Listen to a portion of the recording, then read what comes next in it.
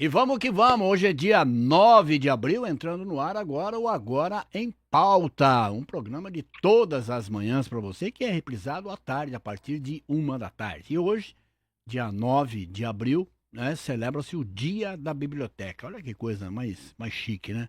Um espaço onde conhecimento ganha vida, as histórias atravessam gerações e a imaginação fica sem limites. Você pode viajar, né, sem sair do lugar, sem tirar os pés do chão. Isso eu acho maravilhoso.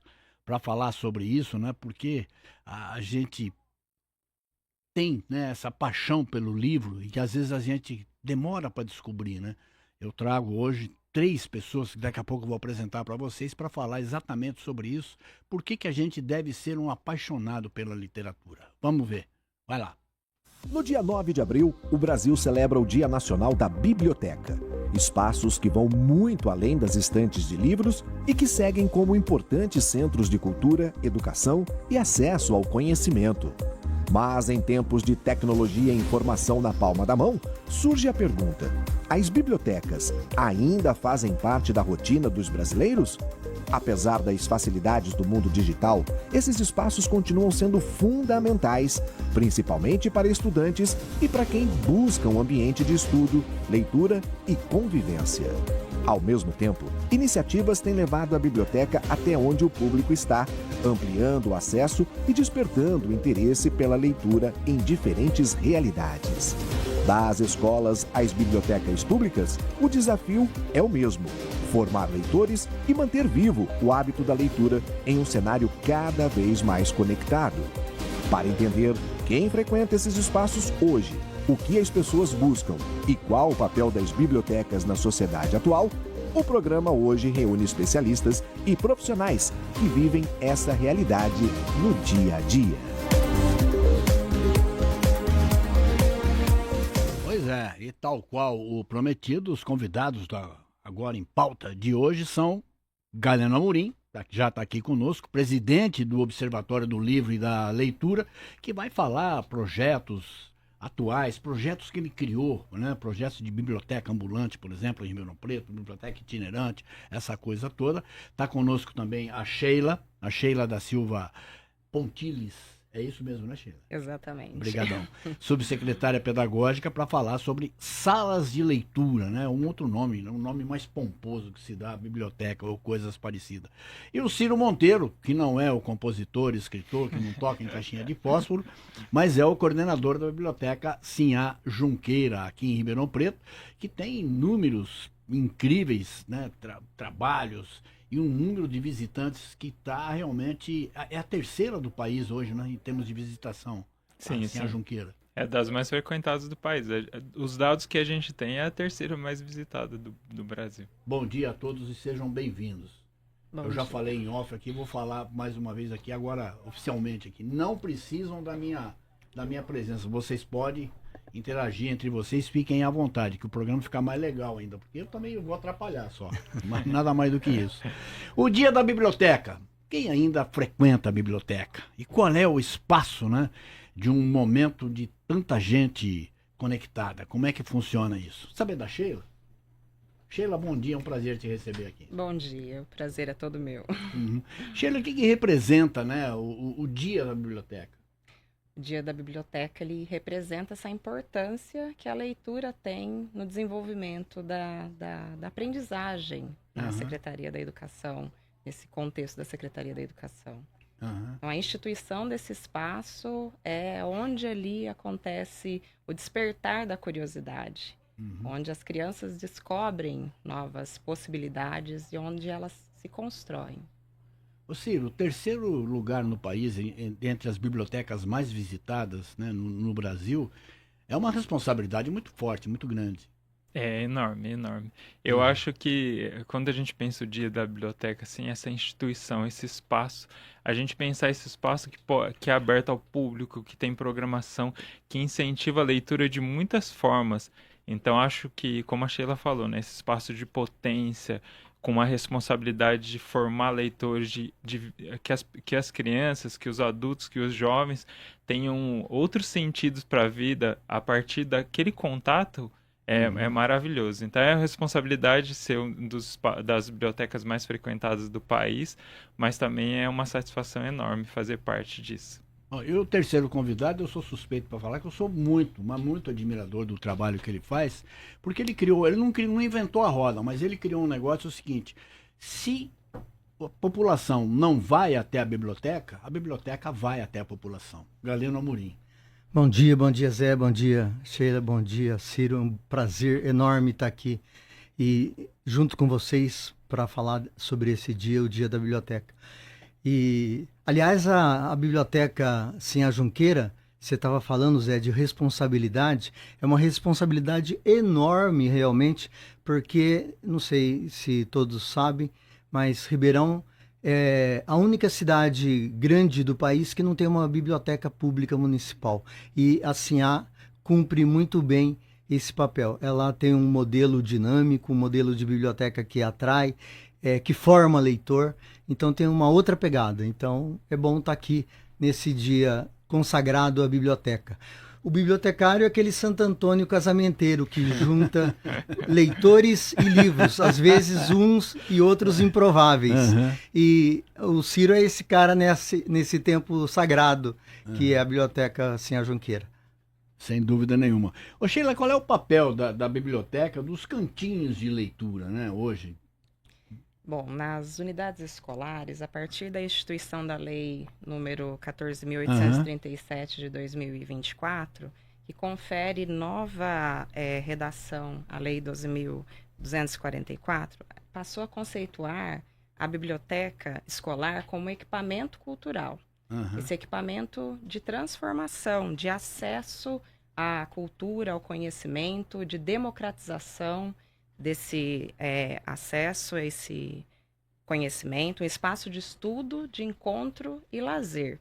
E dentro das unidades escolares, nós temos trabalhado com esses cantinhos da leitura, desde a educação infantil até o ensino fundamental, que é o que hoje a Secretaria da Educação atende, como um espaço que amplia a sala de aula. Romper os muros da sala de aula e, nesse contexto tecnológico, trazer a importância do livro físico, a importância de a criança ter o contato com esse livro físico, de visitar a sala de leitura como um lugar prazeroso, de não ser só aquela estrutura fixa, que não tem aquela vida, que as crianças possam estar lá nos momentos de intervalo, por exemplo, não só dentro das aulas de língua portuguesa, como era um hábito na minha época de estudo, por exemplo, que a gente só visitava a biblioteca num momento específico, em uma aula específica. E a proposta dessas salas de leitura é quebrar essa conexão estrita com um componente em específico ou com um momento em específico. A sala de leitura é um ambiente vivo, que tem que ser visitado a todo momento. As crianças têm que precisam entender que a leitura é uma atitude de prazer também, uma ação prazerosa. E é muito desafiador fazer isso hoje com tantos atrativos, com tanta tecnologia, né? Elas entenderem a importância do livro físico. Sem dúvida. Ô Ciro, qual é o perfil, né, da terceira maior biblioteca do país em termos de visitação pública? Você consegue definir um perfil assim? Eu acho que um dado interessante, Cavenato, é a gente pensar quem são as pessoas que mais retiram livros, porque a gente recebe 750 pessoas em média na biblioteca, então é um público alto. Mas quando a gente vai para a retirada de livros, a gente retira livros, a gente tem retirado de 90 livros por dia.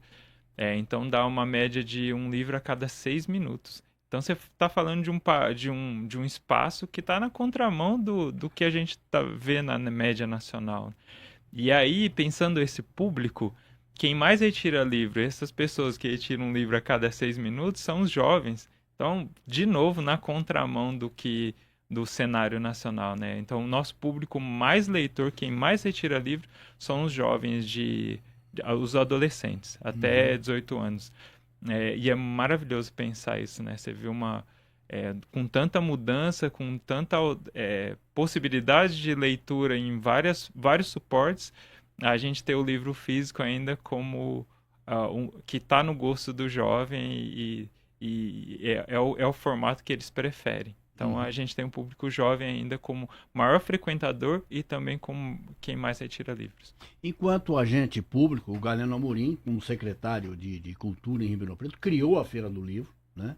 Não contente, foi presidente da Biblioteca Nacional, né? Teve oportunidade de desenvolver esse tipo de incentivo à leitura por todos os cantos.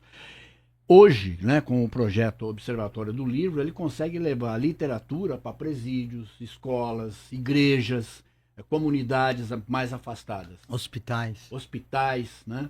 Se a gente for ficar falando aqui, eu vou ocupar o horário do esporte também, até meio-dia aqui.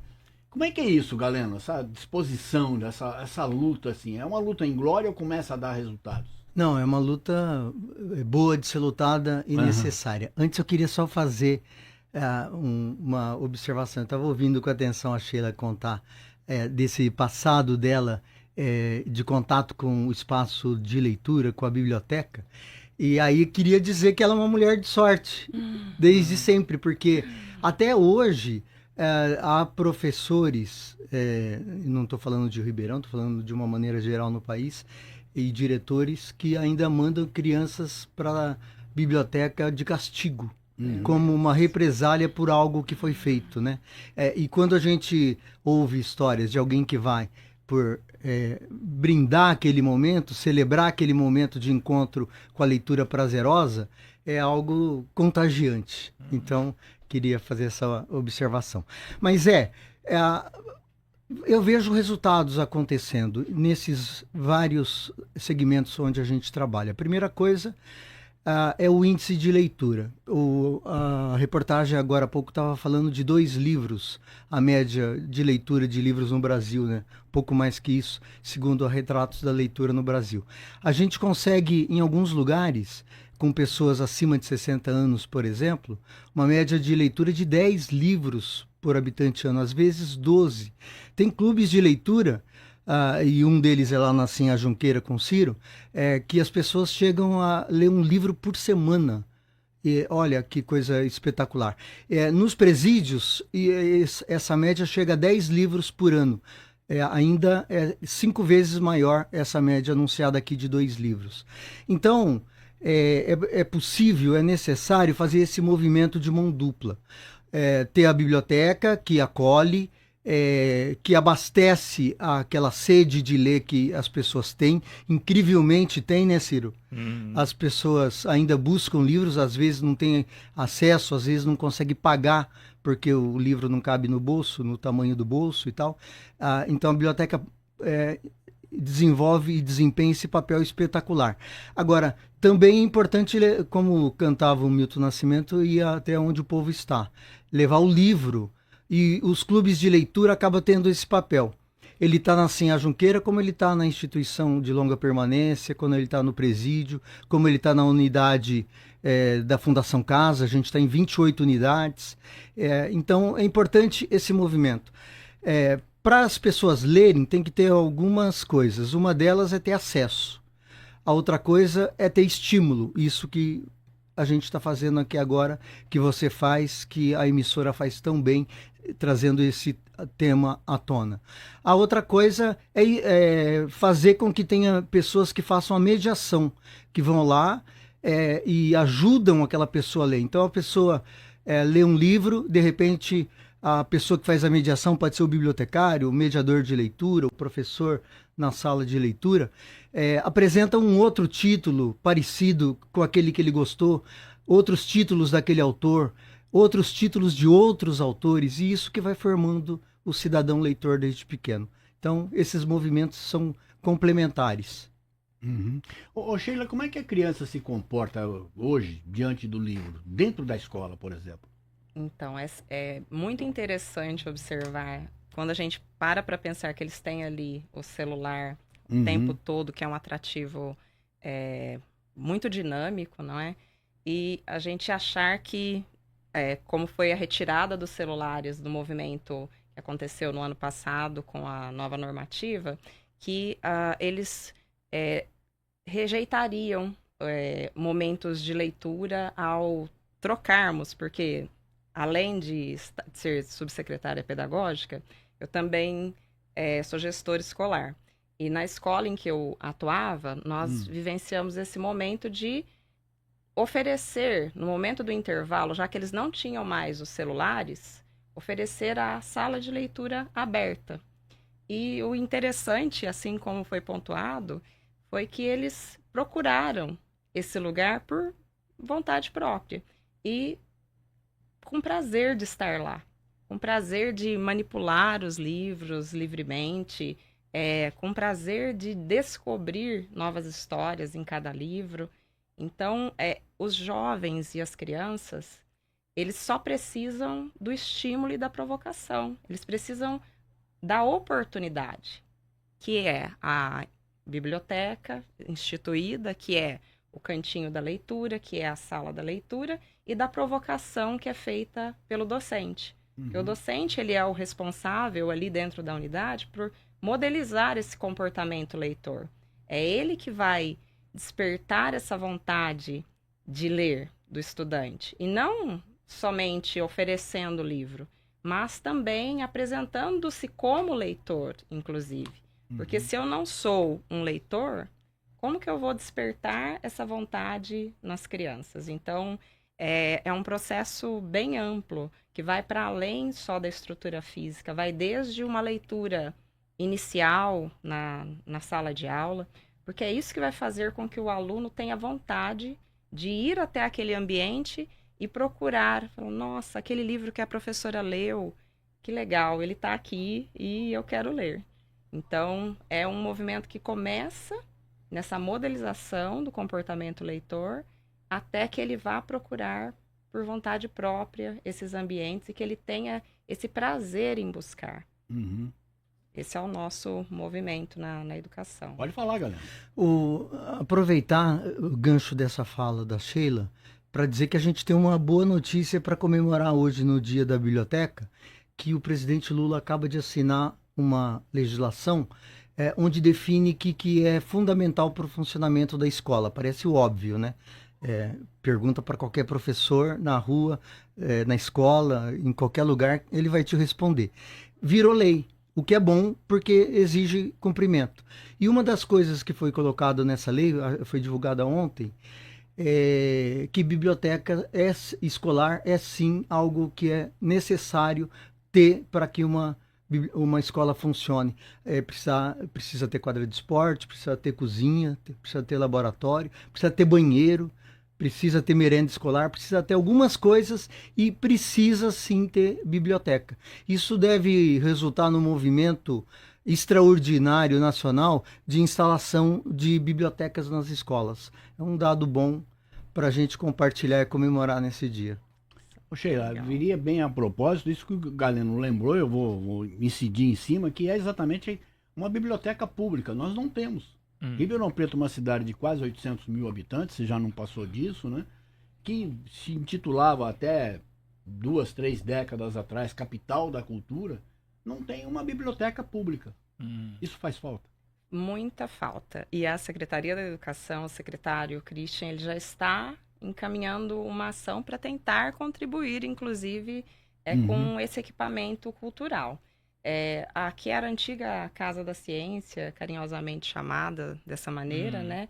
Foi reformada no ano passado, está passando por um processo ali de transformação, de organização, e nós vamos ter uma biblioteca aberta para toda a rede visitar.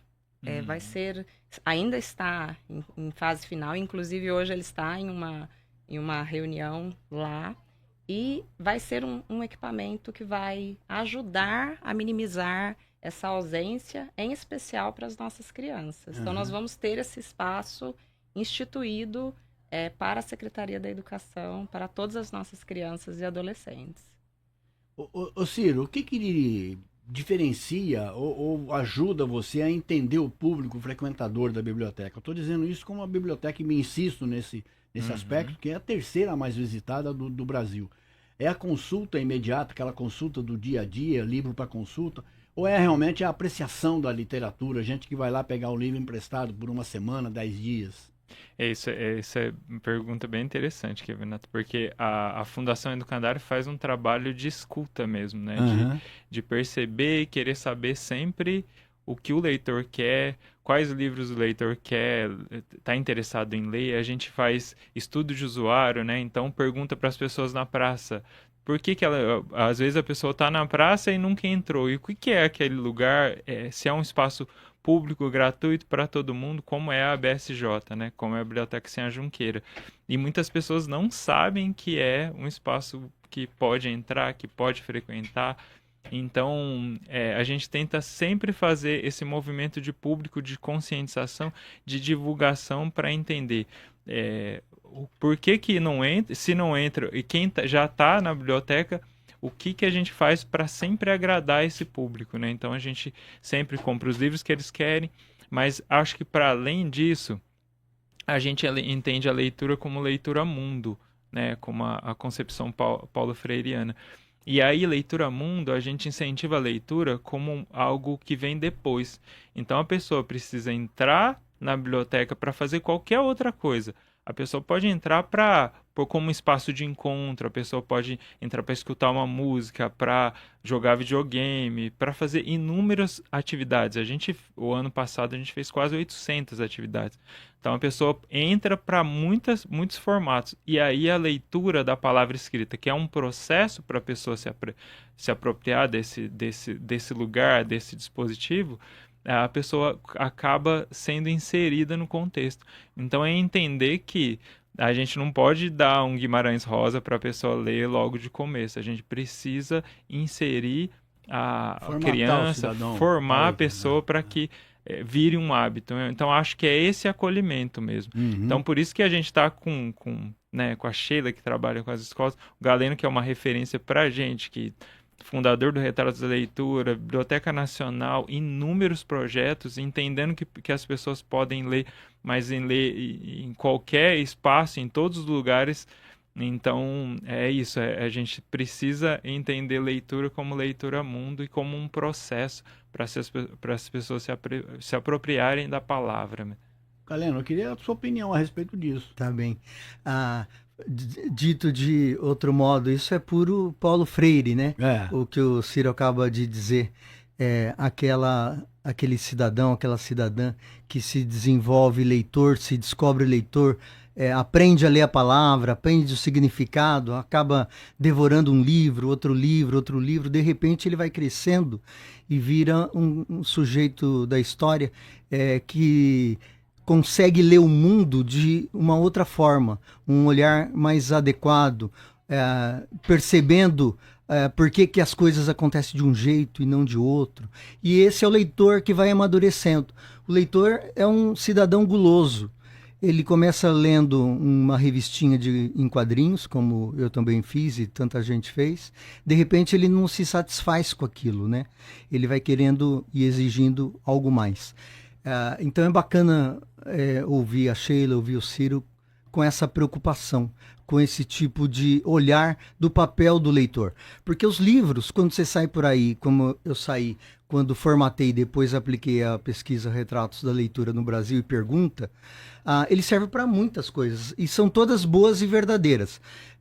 Ontem eu estava falando na Biblioteca Nacional sobre a leitura nos presídios e estava rememorando uma pesquisa filhotinha dessa Retratos da Leitura que eu fiz com pessoas presas. E quando você pergunta por que você lê, mais ainda no presídio, né? Leio para passar o tempo, leio para entretenimento. Aí ele está respondendo para você de um outro modo, que está buscando um lazer cultural de qualidade.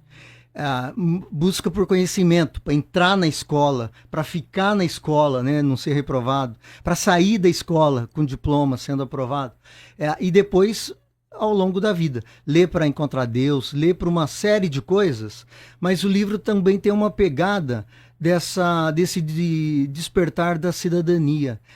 Quando alguém lê um livro entra na pele do outro, é um outro personagem. Por isso que a gente fala, faz várias viagens sem sair do lugar. Não só viagens, ele vive várias vidas sem sair do lugar. Por que que isso é relevante? É relevante porque quando eu me coloco no lugar do outro, por exemplo, eu não precisei ser preso, mas eu li Memórias do Cárcere com Graciliano e eu senti aquelas mesmas emoções, aquelas mesmas dores, as revoltas, as reações, os sonhos, as esperanças, né? E o livro compõe isso na formação do ser humano.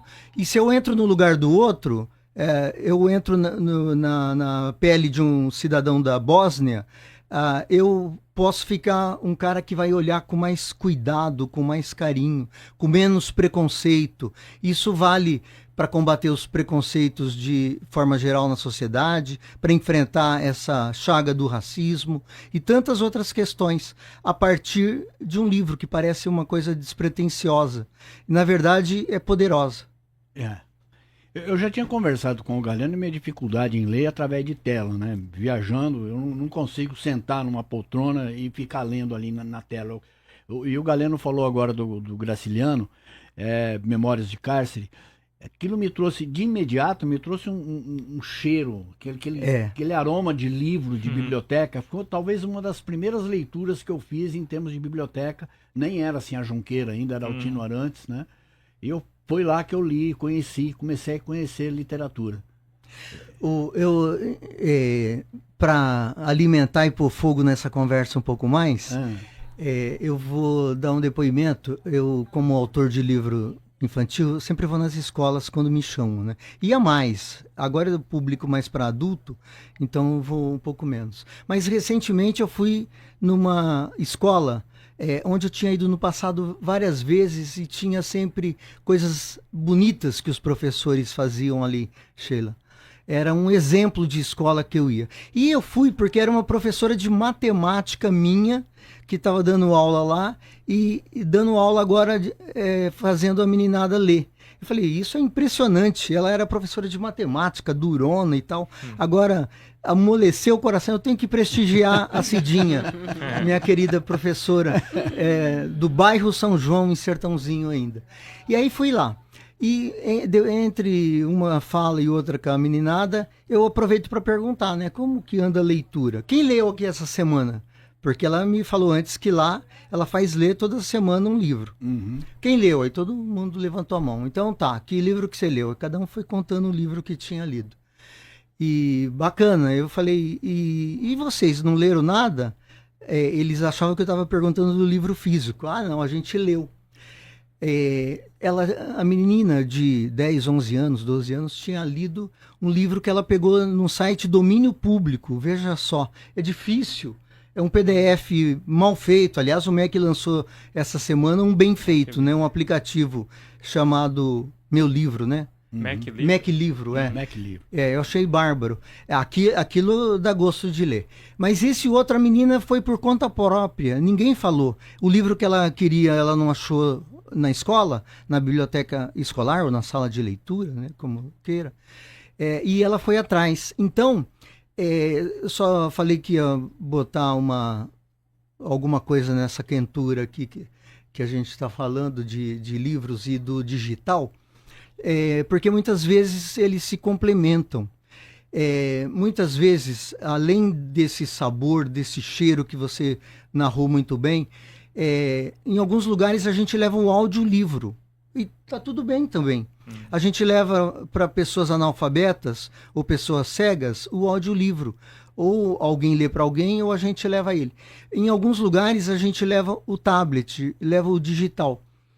Com isso eu estou querendo dizer que, em vez da gente brigar contra a tecnologia, tem a questão da dificuldade pessoal nossa, e aí essa do gosto pessoal. Isso deve ser respeitado e estimulado.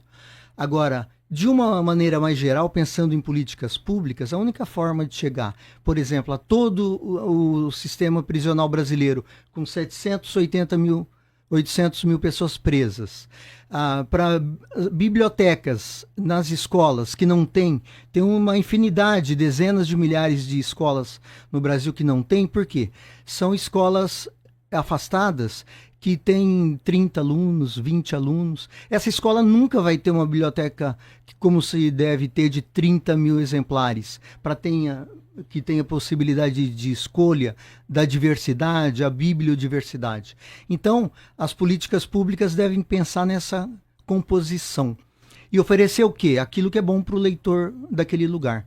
Em algum lugar pode ser o audiolivro, algum lugar vai ser o braille, algum lugar vai ser um outro meio ainda. Com isso eu estou querendo defender não o suporte, não o pergaminho como existiu no passado, o tablete de argila que existiu no passado, né? Eu estou querendo defender o conteúdo, mas mais do que o conteúdo, o acesso a ele. Eu entrei nessa militância e ativismo da leitura, porque uma vez eu fiquei feliz da vida. Eu vendi 5 mil livros de um livro como autor, uma pequena editora que eu tinha, Palavra Mágica. E aí, daí 1 ano, 2 anos, eu fui nesse lugar que eu tinha comprado, fazer outra coisa, quase que eu tropeço num pacote. E eram os livros que eu tinha vendido 2 anos antes. Eu falei, eu não tenho que ficar me preocupando em vender livro ou escrever livro. Tem gente melhor que eu para fazer isso. Eu tenho que trabalhar nessa causa da apropriação, porque é ela que leva à transformação. Ela que dá vida, dá luz, dá sentido a uma obra publicada. Senão não vale nada, né, Ciro? Se me permite? Lógico, Ciro. Só para ilustrar isso que o Galeno falou, antes da biblioteca, eu estou há 7 anos nesse novo formato da Biblioteca Senhor Junqueira, que é lindíssima, mas antes eu trabalhei no Presídio 10 anos, e eu trabalhava com incentivo à leitura lá, e eu levei o Galeno, a gente conseguiu levar o Galeno, e a gente, à noite, as pessoas em cumprimento de pena, a gente tirava as pessoas de um livro que o Galeno escreveu, História de Gente que Lê, e a gente tirava as pessoas da cela e subiam para ler o livro no computador, livro do Galeno. E a gente fez isso durante muitas noites, até eles terminarem de ler. E aí eles entrevistaram o Galeno como se fosse um Roda Viva, assim. Foi muito gostoso aquele momento, né, Galeno? E aí... mas só para falar de suporte, né? Eles leram um livro digital. E quando a gente fala de leitura, a gente não está defendendo um formato. Tanto faz o formato. A gente fala de leitura o conteúdo, né? Como um todo. E aí, falando, né? Igual o Mac Livro, o Biblion, são projetos de leitura maravilhosos e que são digitais, né? E que a gente quer que esses projetos cresçam e que impressem muitos livros, e eles já são um sucesso. O Mac Livro acabou de surgir e a gente vê a quantidade de acesso, é estrondoso. Vamos pôr mais fogo, né? O Galeno começou a jogar lenha na fogueira aqui. Eu vou deixar a pergunta no ar, que nós vamos fazer um intervalo. Todo professor, Sheila, é uma cidinha que abandona a matemática ou troca a matemática por literatura? Deixei a pergunta no ar aqui, Sheila, objetivando você mesmo, né? Todo professor é uma dona Cidinha, ex-professora do Galeno, que consegue sair da matemática, consegue sair de números frios da aritmética para uma leitura quente, uma leitura dinâmica, viagem como a literatura?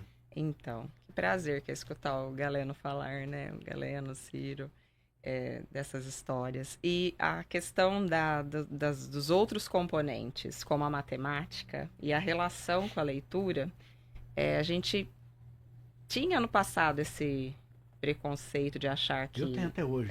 E o Galeno ainda foi lembrar de estatística, o Ciro acrescentou 1 e 2. E, na verdade, está totalmente relacionado. Eu não tenho como dissociar a leitura de nenhum componente, em especial da matemática. Que até tinha uma professora também que trabalhava comigo, e ela trabalhava com aquele livrinho, não sei se vocês conhecem, Os Problemas da Família Gorgonzola, que conta uma historinha, a historinha dos problemas, e vai trabalhando a matemática e, ao mesmo tempo, trabalhando a leitura. Para compreender a matemática, ele passa pela leitura. Se ele não tiver a interpretação de texto, que é despertada ali pela leitura com compreensão, ele não vai conseguir nunca compreender os conceitos.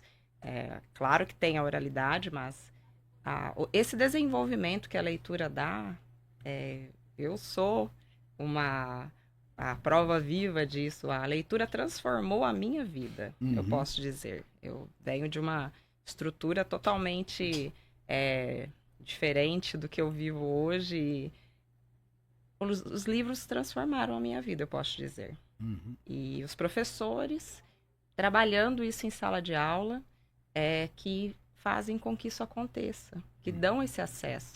Essa universalização que o Galeno mencionou, que é tão importante, né? Questão do não fechar num só suporte, porque, como ele próprio mencionou, às vezes a criança ela não vai ter mesmo essa facilidade, esse prazer inicial por manipular o livro físico. Ela vai precisar de um outro suporte, de uma Ela outra nasce oportunidade, mexendo né? na tela, né? Isso, ela tem essa necessidade. E a questão do gosto, assim como os gêneros, né? Geralmente, eu vou tendenciar para um gênero e que às vezes é do meu gosto, que eu particularmente gosto muito dos romances, mas a criança ela pode ter prazer por outros gêneros. Então, a função do professor, assim como eu já tinha mencionado, ele tem que ser um provocador. Ele tem que despertar essa curiosidade, esse prazer. E o professor de matemática, o professor de ciências, todos os professores precisam trabalhar. Deixa eu dar uns pitacos Lógico. nessa conversa também um pouco. Que, em primeiro lugar, falar que essa professora, a Cidinha, é da sua rede. Olha que legal. E na rede municipal de ensino tem professores maravilhosos na questão da leitura. Então, tem matéria-prima, que são os livros, e tem gente que bota a mão na massa. Então, disso tudo dá resultado super bom sempre. Essa coisa da tecnologia, eu só volto rapidamente a ela para dizer que a gente pode ou brigar contra ou tirar proveito dela. E se alguém manuseia bem, você tira proveito dela. Lógico. E aí você dá conteúdo, porque pessoas assim importantes, Bill Gates e tantos outros caras por aí falam, bacana o computador, eu fabrico, quero vender, quero que todo mundo usa mesmo e tal.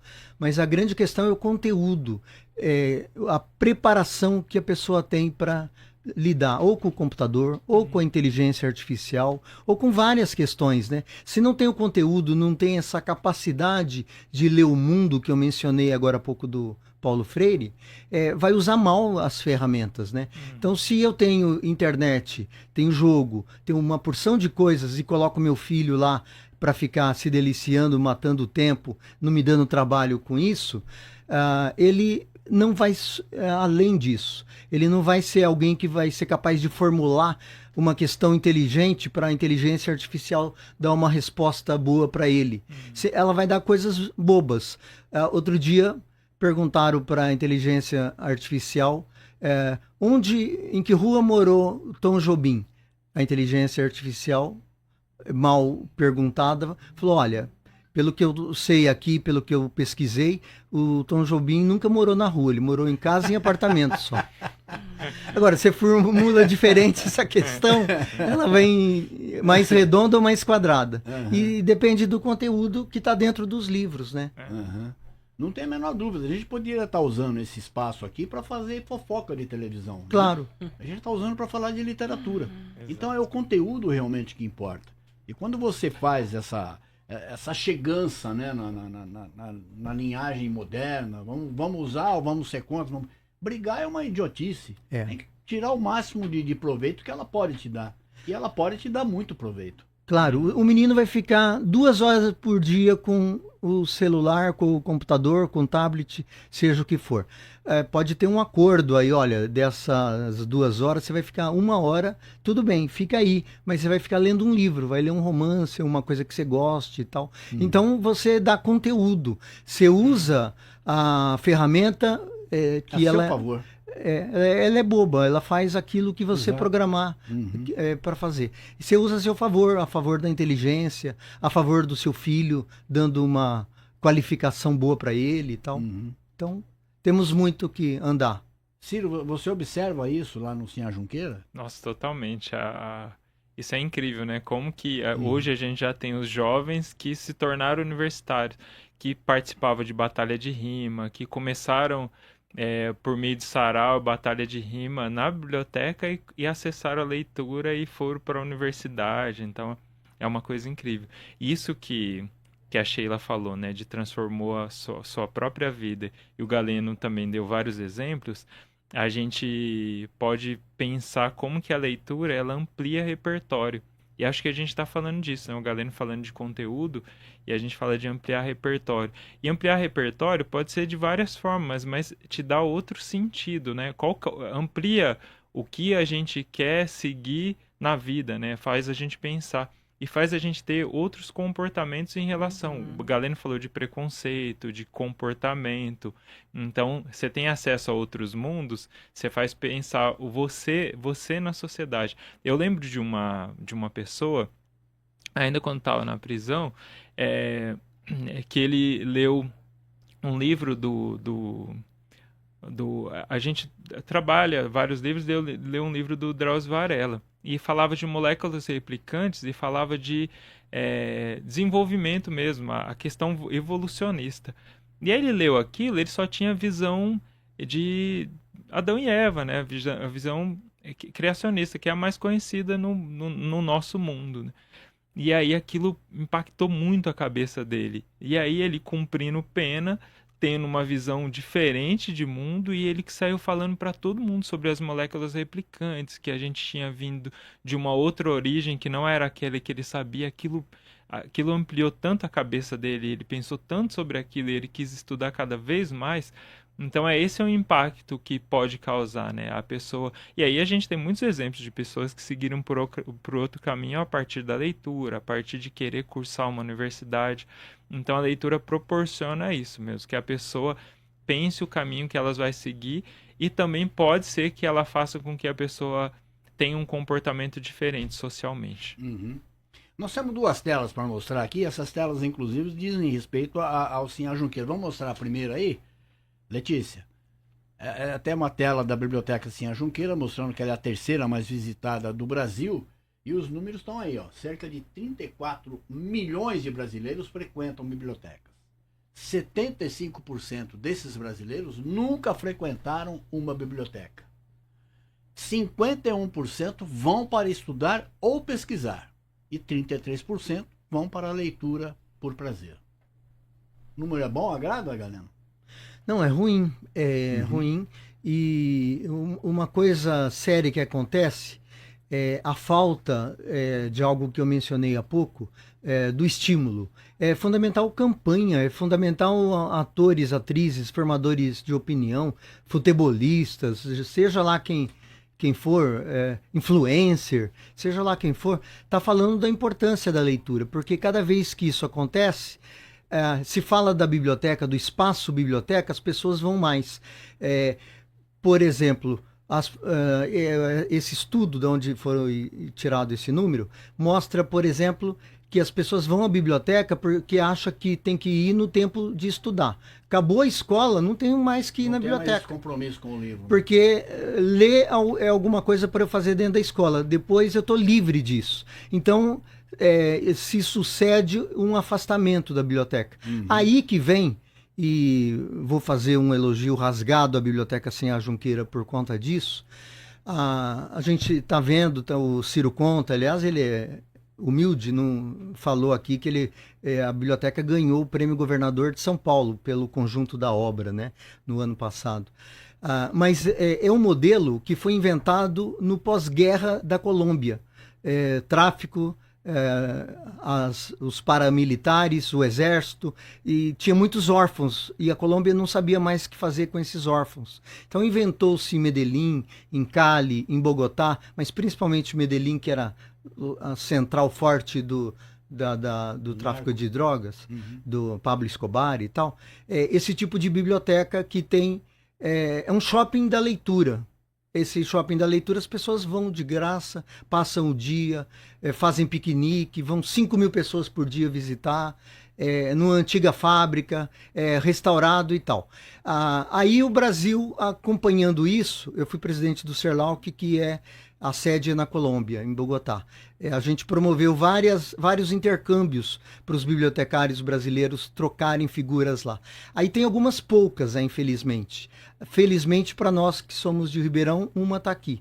Mas nesse modelo, que é uma biblioteca parque, tem no Rio de Janeiro algumas, a Biblioteca do Estado, Manguinhos, uma que eu inaugurei na Rocinha, uma em Niterói, em São Paulo tem a Carandiru, num parque tem uma outra, Vila Lobos, deu para contar, usou quase que uma mão só para contar. E Ribeirão Preto, é um pouco menor Ribeirão, né? Mas do tamanho da cidade ela é valorosa demais, é mais do que a gente sempre teve e achou que poderia ter um dia. Então ela é a única no interior do Brasil que tem esse formato de biblioteca parque, onde as pessoas vão para quê? Vão passear, vão fazer corte e costura, vão aprender educação de jovens e adultos, vão namorar, vão comer pastel, vão tomar café, vão conhecer pessoas interessantes, ver shows que tem a ver em pequenos formatos e até pegam um livro. Olha que coisa fabulosa. Tudo vai pegar esse clima, né? Mas, na verdade, tem que ser um lugar de convivência. Não é balcão. Balcão tem o disque, né? O Zé Delivery do livro, pode ter lá. Você liga, alguém te manda o livro. Mas isso não dá o clima, não dá vivência, não dá a troca, não dá a apropriação do espaço, né? E isso que precisa para formar leitor. Não é uma coisa mecânica, te dou e você devolve. Não, tem que despertar o pertencimento. Então, né? Isso é bacana. Exatamente isso. Vamos para a segunda tela? Vamos lá. Segunda tela mostra exatamente o perfil, né? Perfil predominante aí. Estudantes, cerca de 60% do público. Pessoas da classe C, leve maioria de mulheres, jovens e crianças que têm presença importante. É isso mesmo, Ciro? Queria que você falasse sobre esses números aí. Isso é interessante. É interessante a fala do Galeno também, para a gente pensar esse perfil do público que estava na tela, mas também pensar que a instituição, a biblioteca, é uma instituição eminentemente social. Então, assim, se a gente estivesse falando só de livro, a gente estaria falando de existir só para um público seleto, porque esse público que compra livro, que grande parte das pessoas, tem muitas pessoas, né, de um público mais elitizado que compra os livros, e que, de repente, se for só livro, a pessoa não teria interesse em frequentar a biblioteca. Mas não, as pessoas frequentam a biblioteca e todos os perfis, né, principalmente jovens, mas todos os perfis, porque se sentem como parte daquele lugar. E aí tem um autor que eu gosto bastante, que é o Marc Augé, que ele pensa chama o lugar, o livro, que ele pensa o que são os espaços de passagem. Os espaços de passagem é um aeroporto, é uma rodoviária, são espaços que você passa e não para ver ninguém, para conversar com ninguém, para não interagir com ninguém. A biblioteca ele chama de espaço antropológico, porque lá é o espaço de encontro, de troca, de vivência. Então a pessoa, como o Galeno falou, a pessoa tem que se sentir bem como parte daquele lugar e trocar. E aí muito desse perfil são os jovens, né? Porque os jovens, na BSJ mesmo, entra gente com skate, entra gente para admirar nossas exposições, para promover batalha, eles entram espontaneamente para tocar violão, para estar no espaço, independentemente do processo de leitura. Mas isso que o Galeno colocou faz sentido, né? O contato com o livro físico, ele ainda desperta esse tipo de sentimento de querer ler, de querer abrir o livro, pelo menos, né? Eu encontrei um dia, em frente assim à Junqueira, nunca falei pro Ciro isso, mas numa feira de livro, eu combinei de encontrar com o Mia Couto. A gente tem uma relação antiga e tal. E ele ia na biblioteca autografar. Ele falou, então para lá na frente, cola assim a Junqueira que a gente se encontra, pelo menos dá um abraço. E eu observando, né? Aí de repente passou uma fila de uma escola, uma pré-adolescente, a fila todo mundo de mão dada e tal. Aí uma menina de uma escola de periferia, ela olhou para fachada da biblioteca, pediu para uma amiguinha tirar foto dela.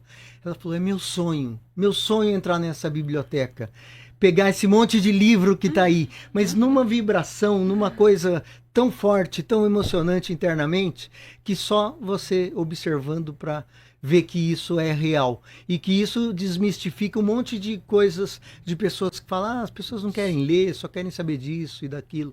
Tem quem quer ler e é expressivo. E não pode ser desprezado. A gente tem que cuidar, como a Sheila faz, como o Ciro faz. E é incrível, Galeno, só para ilustrar o que o Galeno falou, a gente tem uma lista grande de reserva, né? Então as pessoas vão, muitas vezes não encontram os livros, ficam na reserva e a gente liga falando para as pessoas que chegou. E aí o encantamento, esses dias mesmo eu estava olhando para a pessoa que conseguiu pegar o livro que chegou depois. O brilho nos olhos da adolescente é impressionante, porque chegou aquele livro que ela queria, né? Ela saiu com 2 livros. Então isso também impressiona a gente e a satisfação de trabalhar. Isso que não pode, a gente não tem o direito de deixar morrer, Não. esse brilho. Porque isso que forma o leitor, isso que forma um cidadão, isso que forma uma pessoa séria, que vai se importar, que vai ter empatia, né? É esse brilho. E se ele vai uma vez, está fechado. Outra vez não tem o livro. Outra vez tem uma outra desculpa. Ele não vai a quarta vez. Ele não vai mais. Não, não vai. Ele vai pegar um videogame, vai pegar alguma coisa que está fácil à mão, vai entrar numa rede e tal. Então a gente não tem esse direito, né? Não. Não, de forma nenhuma. Não podemos esmorecer, nem pensar nisso. Galeno Amorim, Ciro Monteiro e Sheila Pontiles, eu quero agradecer e muito a presença de todos vocês aqui. Me senti extremamente honrado num assunto tão sério, um assunto tão gostoso de ser levado, né? Leitura é isso, né? Leitura nos dá a palavra, leitura nos oferece caminhos, leitura nos dá o direito de viajar, como o Galeno disse, sem sair do chão. Você não tira os pés do chão e está viajando por todo esse lado aí. É conhecimento, é cultura, são emoções que vão se desenvolvendo e vão se realimentando do próprio sentimento. Quero agradecer a cada um de vocês. Obrigado. Obrigado, Sheila. Muito obrigada pela oportunidade de estar com Seja sempre Galeno, bem-vindo Ciro. aqui. Galeno, mais uma vez, brigadão, amigo. Zé, obrigado, é sempre um prazer estar aqui e é importante a gente registrar esse espaço generoso que só pessoas como você são capazes de abrir. Paulatinamente está abrindo espaço para isso.